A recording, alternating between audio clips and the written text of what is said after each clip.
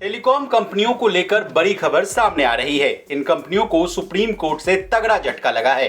Licence fees को लेकर telecom company और सुप्रीम कोर्ट आमने सामने हो गए हैं। 10 साल से लंबित मामला अब भी सुलझता हुआ नजर नहीं आ रहा है। इस फैसले का असर कैसे एयरटेल, वोडाफोन आइडिया जैसी कंपनियों पर पड़ेगा, ये सब बातें जानने के लिए आपको हमारा ये वीडियो अंत तक देखना होगा। एजीआर मामले में सुप्रीम कोर्ट ने टेलीकॉम कंपनियों को झटका दिया है।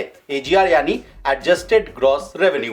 कोर्ट ने साफ कहा है कि साल 1999 के बाद से इन कंपनियों ने जो भी लाइसेंस फीस चुकाई है उसे सिर्फ कैपिटल एक्सपेंडिचर माना जाएगा, ना कि रेवेन्यू एक्सपेंडिचर। अब सुप्रीम कोर्ट ने इस मामले पर और क्या क्या बातें कही हैं, ये भी जान लीजिए। इनकम टैक्स विभाग की इस बात को सुप्रीम कोर्ट ने भी माना है कि एडजस्टेड ग्रॉस रेवेन्यू पर आधारित सालाना पेमेंट सिर्फ और सिर्फ लाइसेंस फीस के लिए है और केवल इसलिए कि इसका पेमेंट एजीआर के आधार पर किया जाता है तो पेमेंट को रेवेन्यू एक्सपेंडिचर नहीं माना जा सकता। इस फैसले के बाद क्या होगा, ये भी जान लीजिए।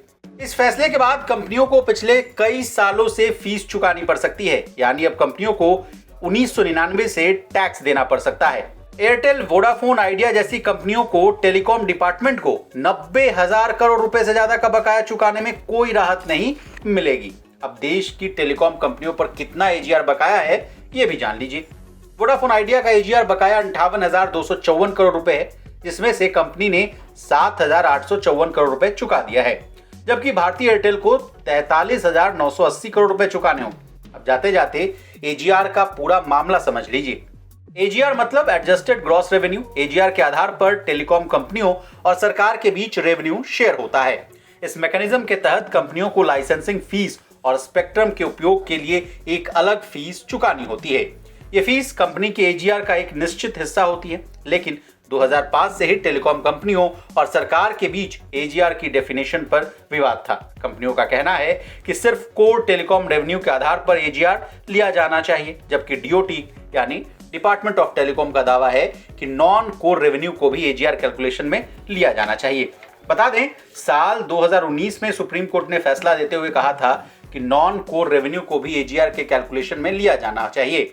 इसी मसले पर टेलीकॉम कंपनियों ने फिर से विचार करने के लिए सुप्रीम कोर्ट में याचिका लगाई थी। इन कंपनियों का कहना था कि सुप्रीम कोर्ट के 2019 के फैसले में एजीआर की परिभाषा गड़बड़ थी, जिससे लाइसेंसिंग फीस और स्पेक्ट्रम फीस के कैलकुलेशन में बड़ी गड़बड़ियां हो गई थी। Bureau report, बिस्तक।